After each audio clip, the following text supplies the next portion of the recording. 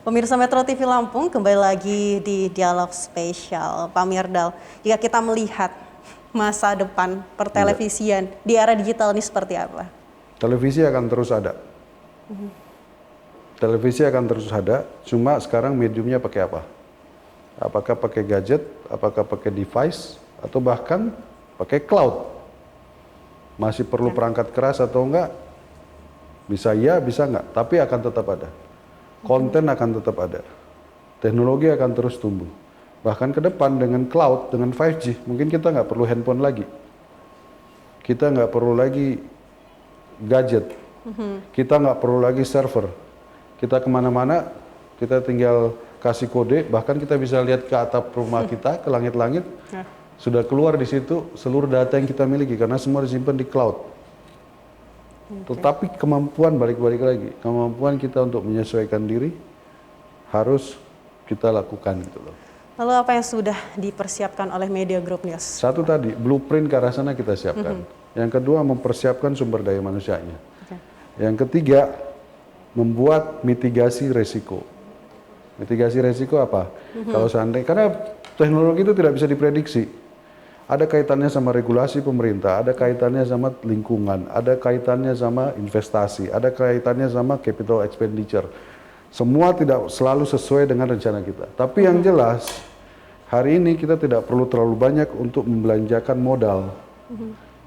Karena perubahan teknologi yang demikian masif.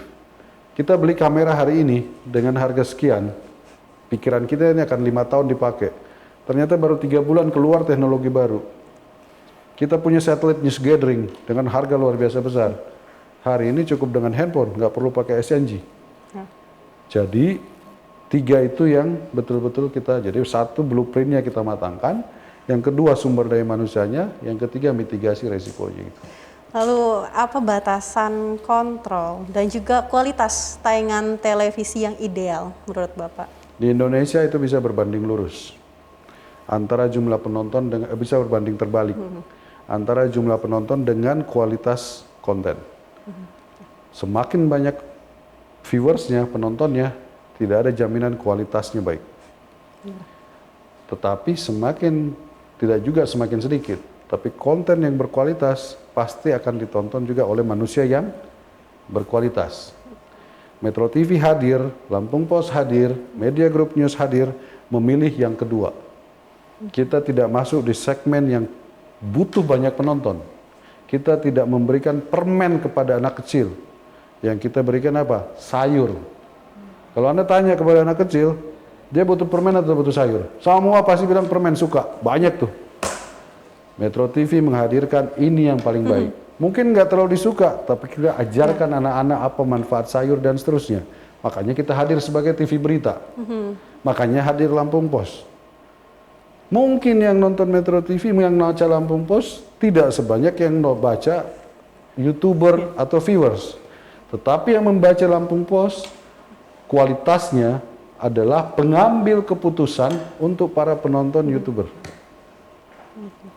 Viewers dari Metro TV menentukan para penonton-penonton yang non-Metro TV.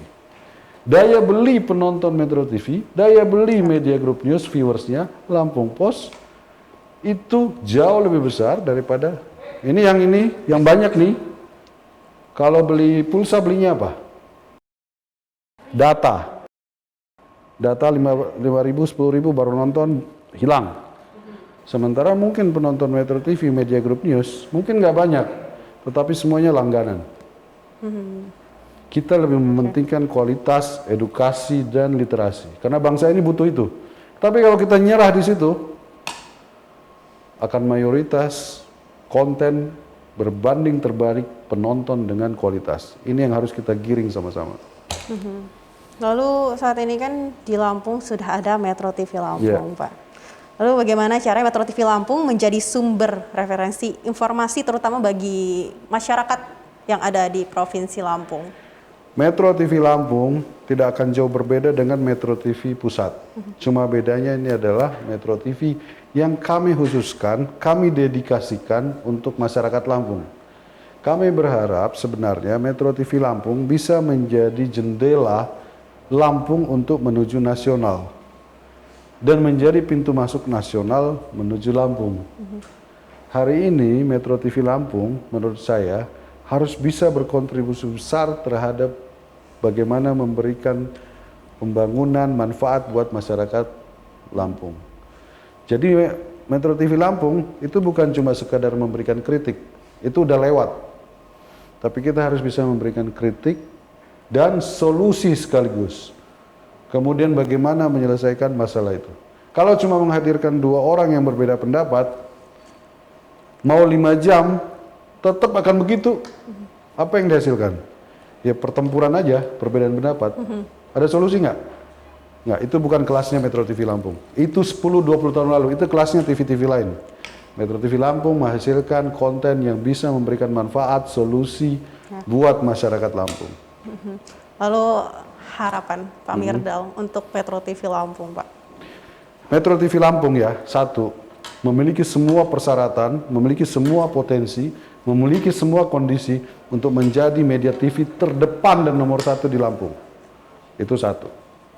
Yang kedua, Metro TV Lampung memiliki networking, memiliki konektivitas dengan Metro TV Pusat.